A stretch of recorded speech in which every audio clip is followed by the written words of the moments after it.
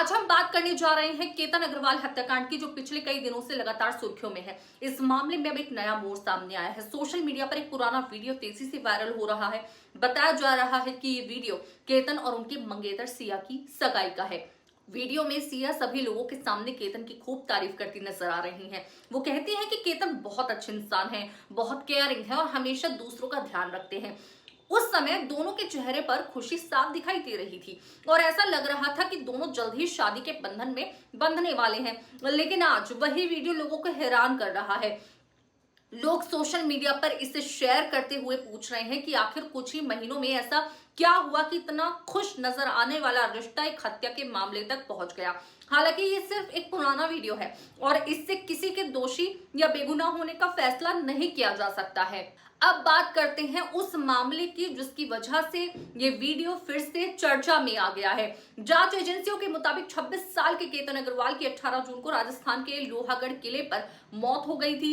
Police का आरोप है कि ये कोई हादसा नहीं था, बल्कि पहले से रची गई साजिश के तहत उन्हें किले की चट्टान से धक्का दिया गया था। इस मामले में केतन की 20 साल की मंगेतर सिया और 22 साल के चेतन चौधरी पर हत्या की साजिश रचने का आरोप है। पुलिस का कहना है कि दोनों ने मिलकर पूरी योजना बनाई थी। हालांकि पुलिस का दावा है और इन आरोपों पर अंतिम फैसला अदालत ही करेगी।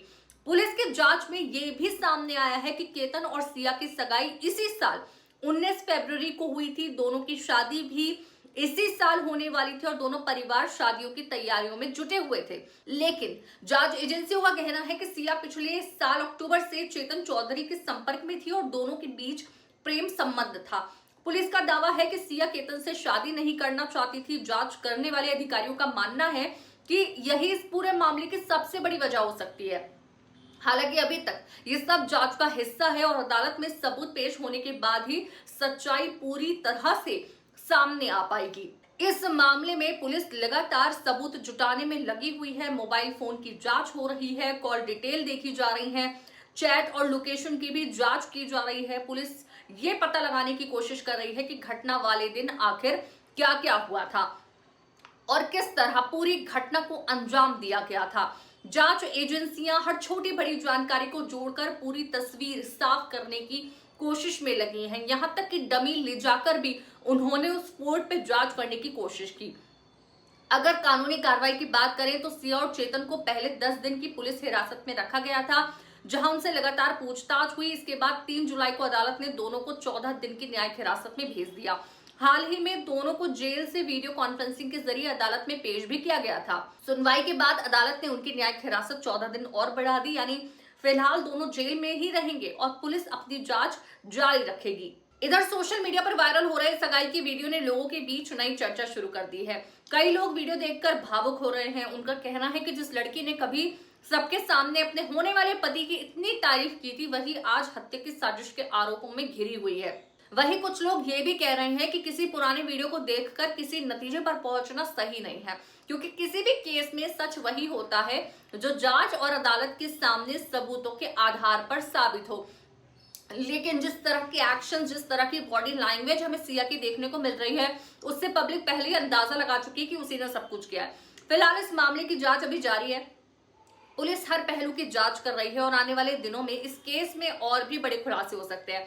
वहीं सगाई का ये पुराना वीडियो एक बार फिर लोगों के बीच चर्चा का विषय बना हुआ है।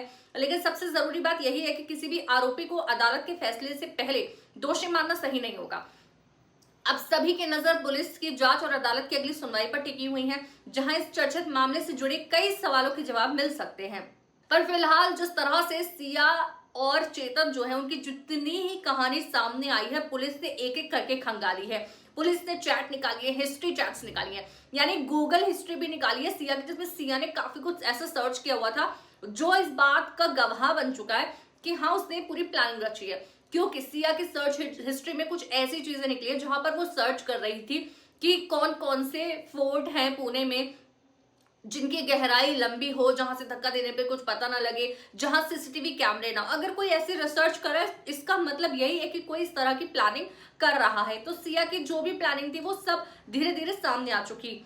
और वही बात करें चेतन चौधरी की, कि उसका पूरा साथ सिया को था, क्योंकि ये दोनों एक दूसरे को प्यार करते थे। कथित प्रेमी था वो सिया का और सिया उसी से शादी करना चाहती थी। बात करें घर वालों की सिया के, तो सिया के घर वालों का शुरू में कहना था कि अगर सिया ने और हमारी बेटी ने गलत किया है तो उसको सजा दी जाए, लेकिन अगर उसने कुछ नहीं किया तो उसको बिल्कुल ऐसे ही छोड़ दिया जाए, उसको कुछ ना किया जाए। लेकिन भाई आपको बता दूं कि अब वो लोग सिया का साथ देते नजर आ रहे हैं। कह रहे हैं कि यहाँ पर जो परिवार वाले हैं, यानी कि जो ससुराल वाले होते सिया के, केतन अग्रवाल के जो परिवार वाले, वो पहले सिया को बहुत ही अच्छी बेटी और बहुत अच्छा मानते थे, लेकिन अब किस तरह से वो उसके बारे में इतनी चीजें कह रहे हैं वो हमें समझ नहीं आता, अचानक से वो इतनी बुरी कैसे हो गई।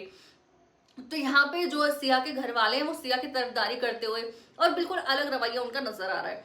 उन्हें बिल्कुल भी अब यकीन नहीं हो रहा कि उनकी बेटी ने ऐसा कुछ किया है। लेकिन आपको क्या लगता है? आप अपनी राय भी कमेंट सेक्शन में जरूर दीजिए और साथ ही पेज को फॉलो करना, सब्सक्राइब करना बिल्कुल ना भूलिए।